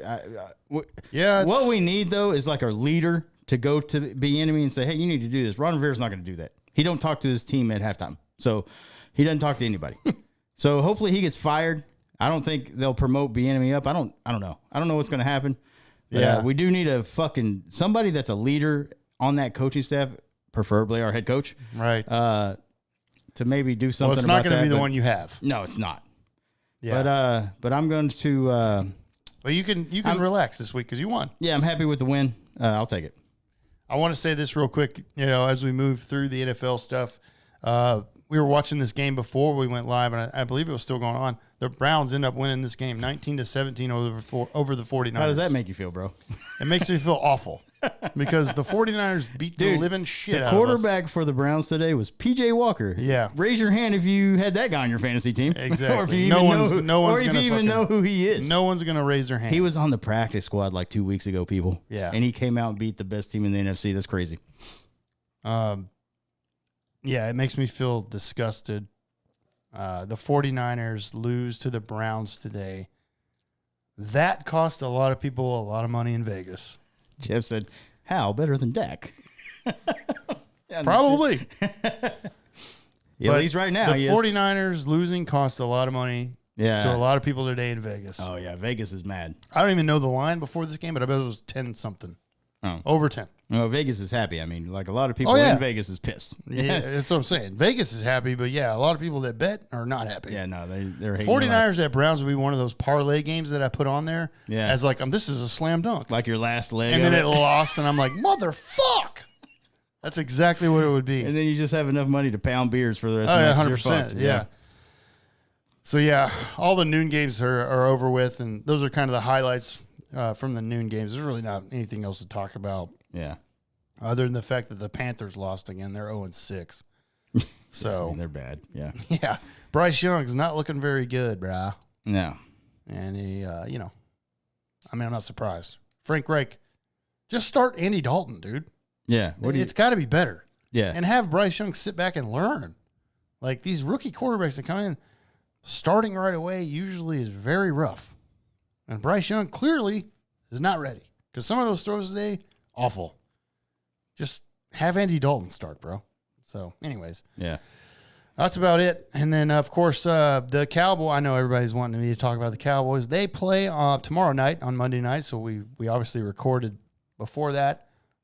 Look, I'm not even excited.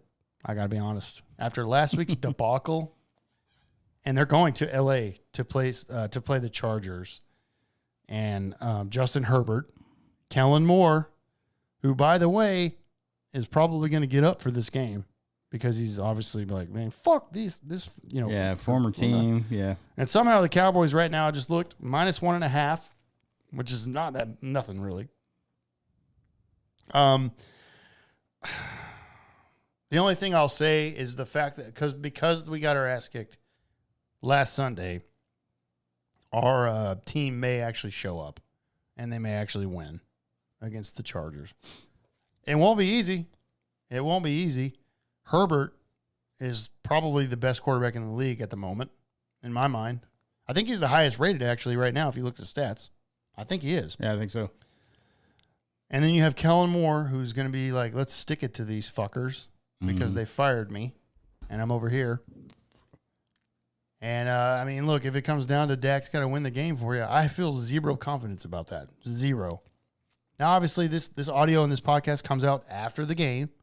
Mm-hmm. So I really, I don't know what's going to happen. I wouldn't be surprised if we went in there and we blew them out. And then again, I wouldn't be surprised if the Chargers blew us out or won a close game. That's just how I feel right now. And I'm just being honest. Wouldn't surprise me either way. We could go in there and win. For some reason, we can go in there and win 42-20, dude. Or something like that. Yeah. Or the Chargers could win 45-35. You're right. Or we could lose a 20-17. I don't know. I will say this though. Both coaches in this game suck. Mike McCarthy sucks. Brandon Staley sucks. Yeah, they're bad. And that's just being honest. Brandon Staley is a bad coach for the Chargers. Yeah, I don't know how he's got still no has game his management. job. Yeah, he's got no game management. And then fat ass doesn't have any game management on our side No. either. And his offense is garbage. The Texas Coast offense sucks. It's awful. Texas toast. It's awful. It's clear to me that this was not the right decision. It was the right decision to move on from Kellen. Yeah. But it's clear to me that Mike McCarthy is not the guy to call the plays or do anything like that at all. Nothing. Should have brought somebody else in to take that over. Give it to fucking Brian Schottenheimer. Fuck it. But now we can't do that because we have fucking McCarthy's Texas Coast offense. And it's bad. And I'm just saying it's bad. And don't be surprised if Justin Herbert throws for 400 yards. It wouldn't surprise me. Well, Brock Purdy did it. Do you have like a... Or he didn't throw for 400, but you know what I mean. Right. Do you have like a prediction? You want to throw out a... I really don't. I look, okay, here I go. Prediction-wise, here's what comes up. All right. I don't think it'll be as bad as last week. I hope I'm wrong. I hope we do get our ass kicked again. This franchise sucks, dude. I'm so tired of this franchise. I am. You know what I am. Mm-hmm. And just hearing Jerry on the radio this week saying Dak's the guy to take us to the Super Bowl, I can't stand it anymore, dude. Mm-hmm. That's never going to happen. I've said that for how many years? Forever. A long time, yeah. He's not the guy. He's never going to take us to a Super Bowl. And just to hear Jerry come on the radio and say that and like double down. Yeah. And people that have texted me are like, well, what is he supposed to say? He has to say. I'm like, no, he doesn't. He could fucking not talk to the media. No other owner ever does. Right. But I'm just saying, like, what he needs to do is say he needs to play better. Say that. Because he played like shit. Yeah. Say that. What's wrong with that?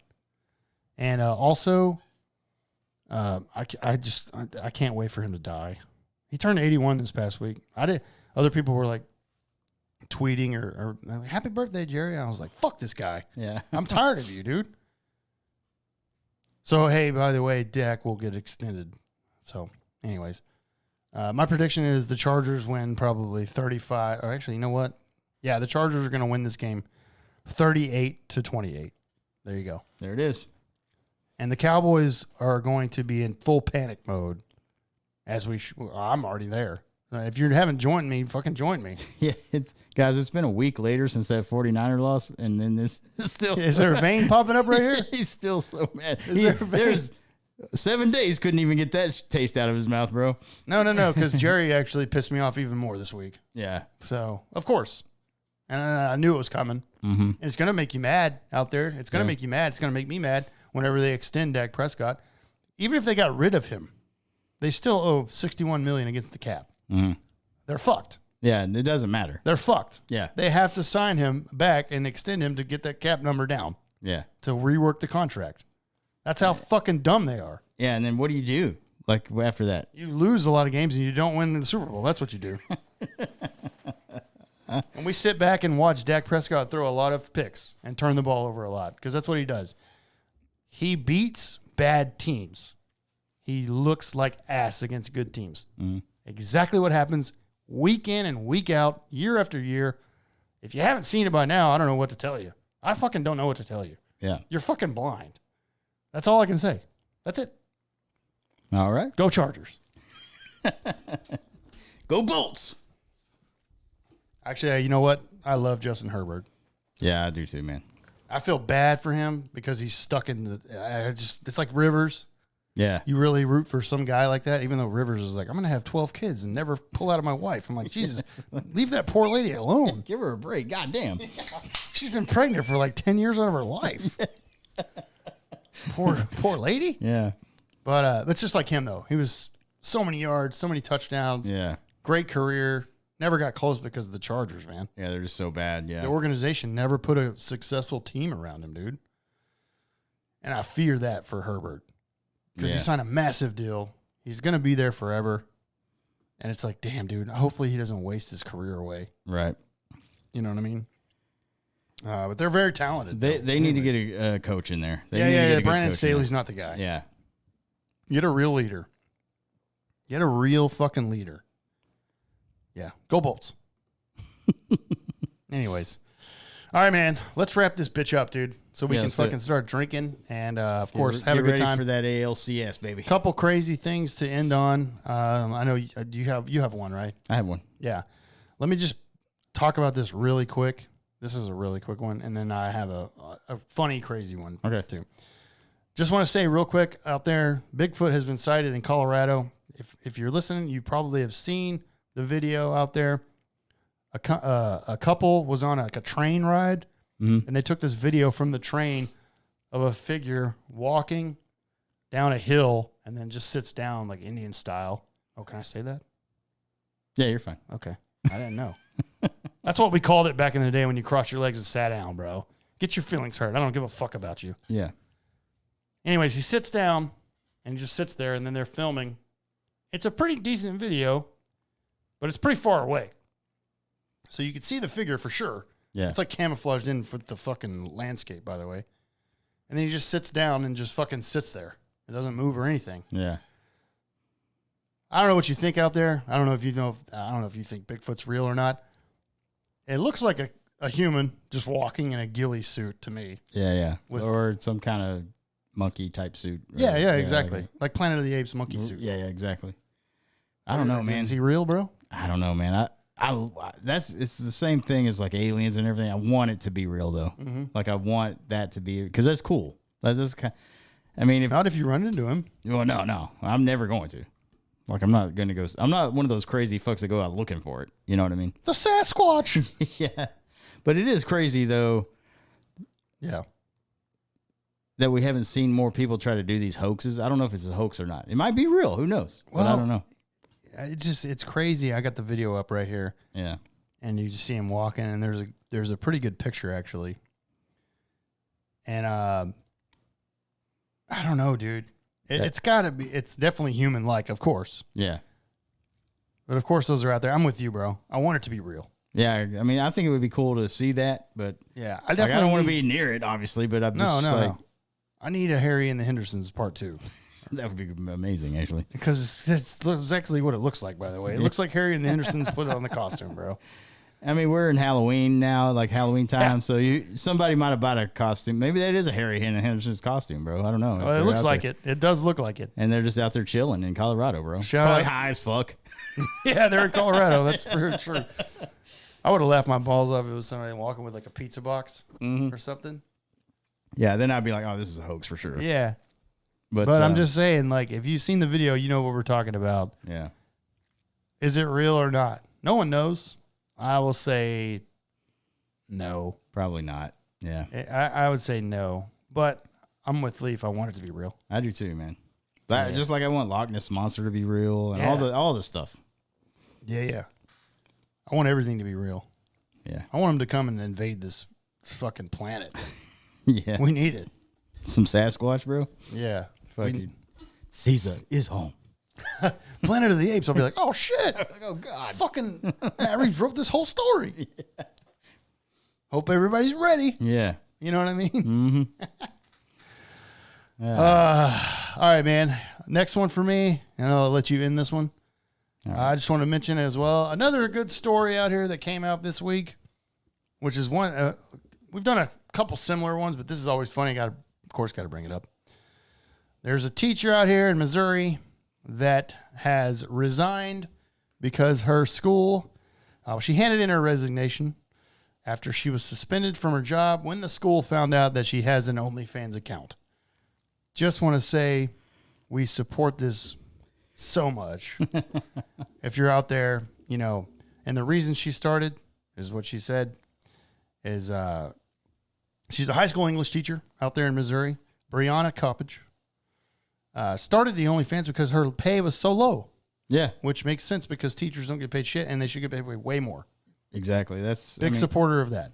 Yeah. If you're a hot teacher out there, I don't blame you. I don't blame you for looking for secondary income, and OnlyFans is a massive thing. If you're a hot chick, even if you're not even that hot, you can still make a ton of money doing it. Yes. So she made $42,000 a year. Yeah, that's great. Good luck living. No. That's her for school. A teacher? Oh, yeah, it's bad. School salary. Yeah, I was like, wait, hold on. Off of OnlyFans, that's great. Now I'll get those numbers. All right. $42,000 a year. Good luck living on that in this economy right now. That's terrible. So yeah, and by the way, like I said, we're massive supporters of teachers, and they need to get paid way more. Exactly. In contrast to that $42,000 a year salary as a teacher, she revealed that she had earned up to $10,000 a month on the OnlyFans website. Good Lord. Prior to her suspension. Now, after this whole thing and the story came out, boom, way the fuck up. Of course, because I'm about to check it out if you give me her name. She's making so much money. I will give you the name. That's not her name on OnlyFans, of course.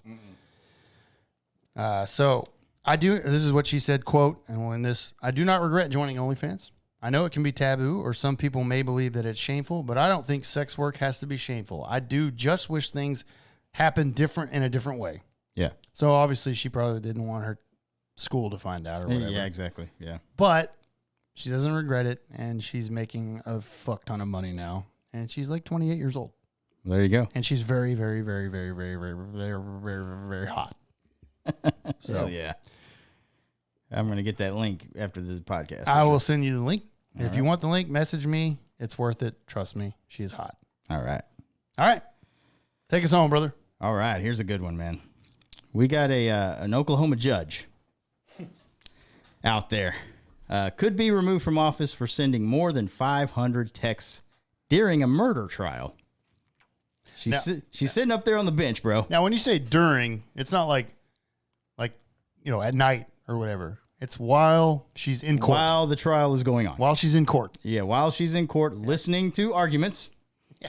She is on her phone sending over 500 text messages. So obviously not paying attention. Yeah. But a new Oklahoma. This is a new Oklahoma judge. She just got this fucking job. Jesus Christ. She could lose her job for sending more than 500 texts to her bailiff during a murder trial. Oh, so he's in the fucking trial. I didn't know this. I'm reading this. Oh, okay. Look at this. Including messages mocking the prosecutor, praising the defense attorney, and calling a key witness a liar. The Chief Justice of the Oklahoma Supreme Court recommended the removal of Lincoln County District Judge Tracy Soderstrom in a court filing Tuesday following an investigation by the state's Council on Judicial Complaints.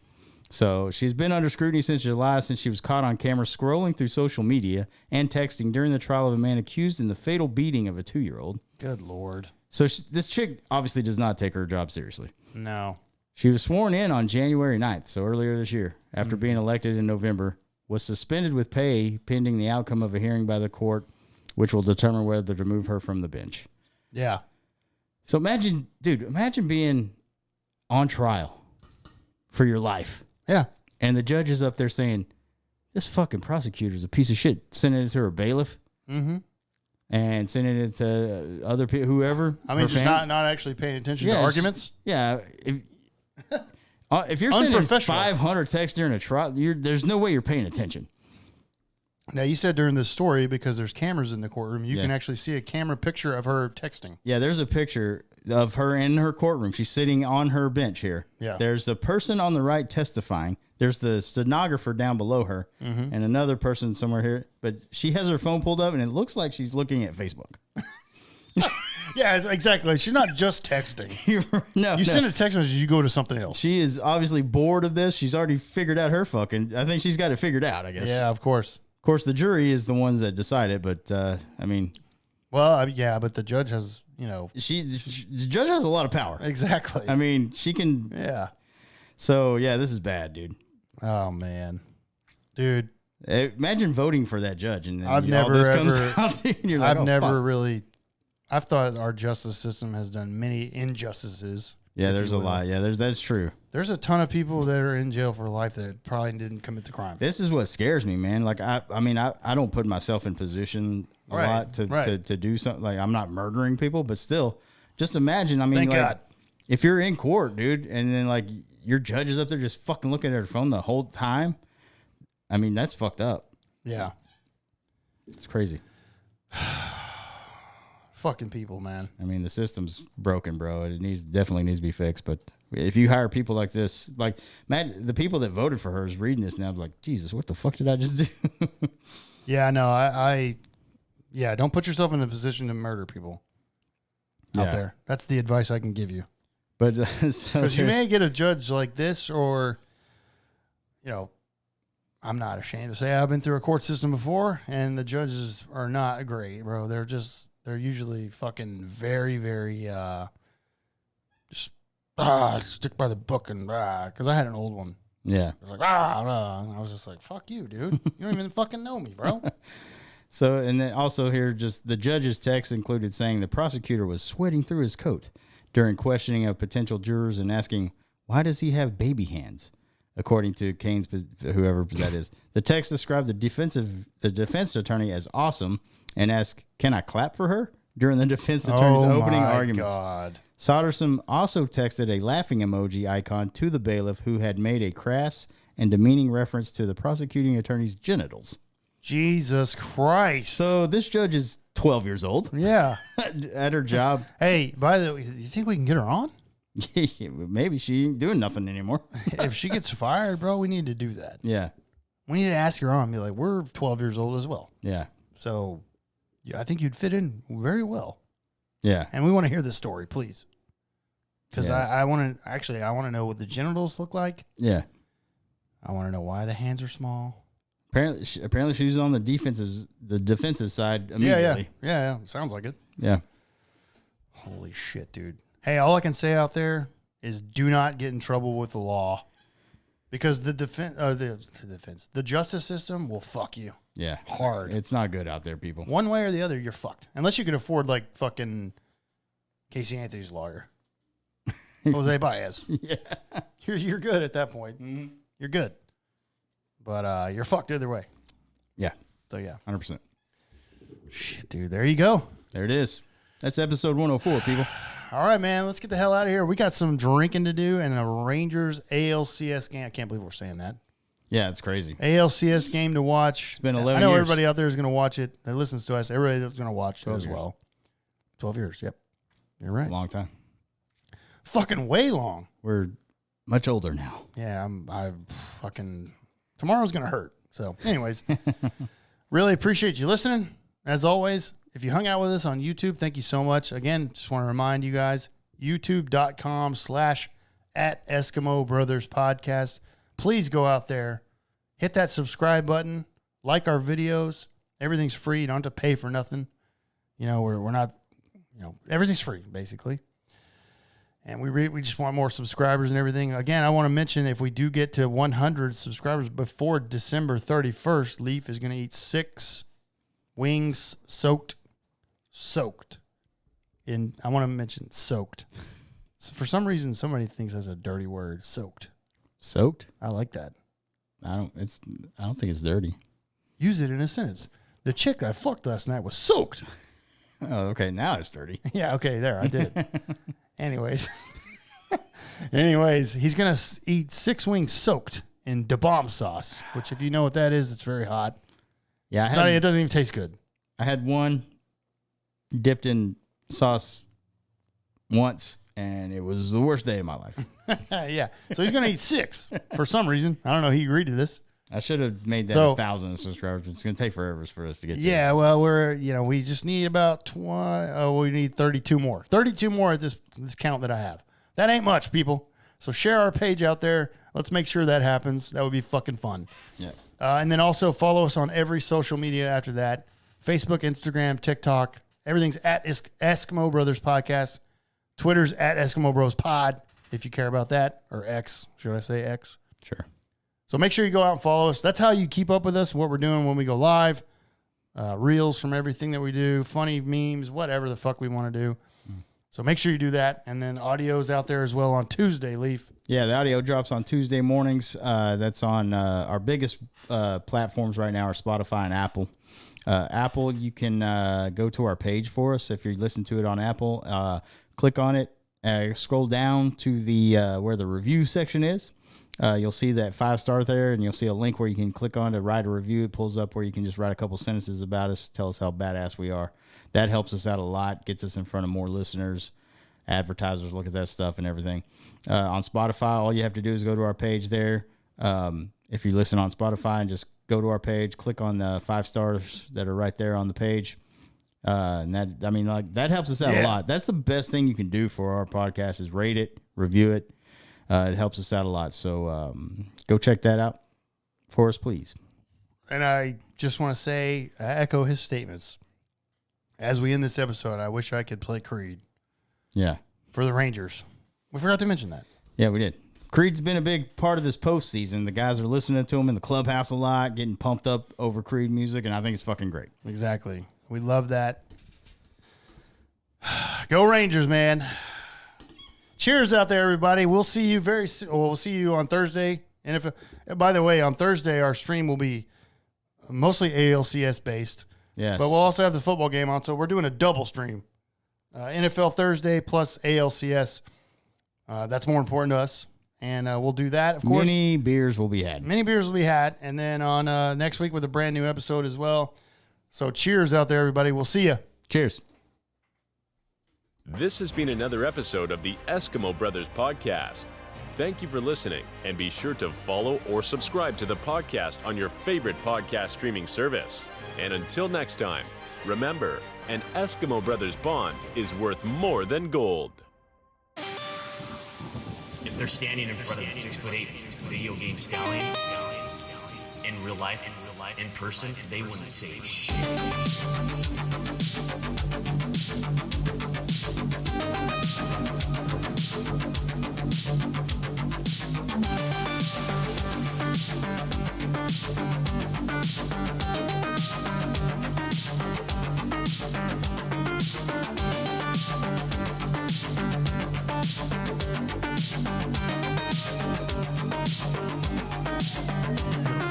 Bitch.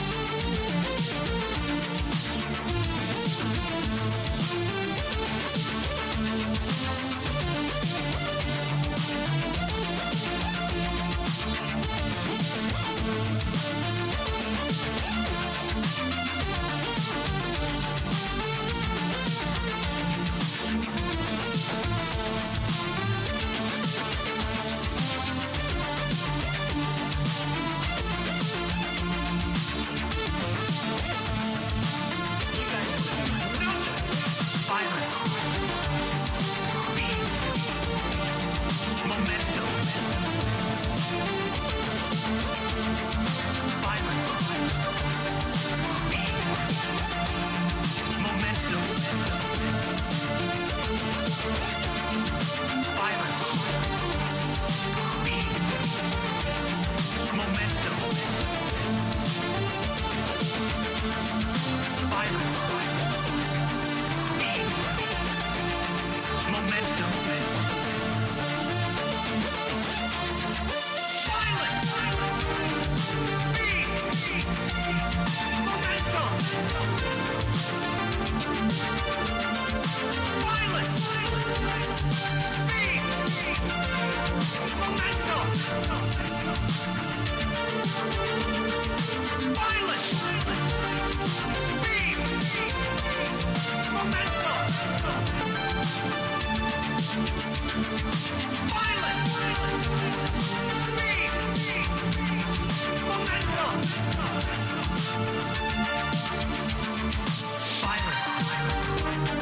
Speed.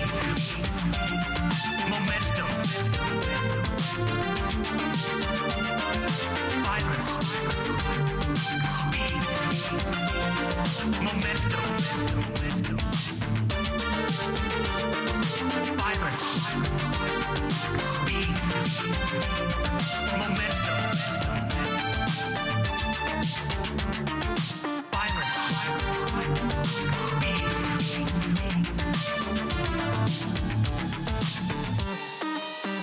Momentum.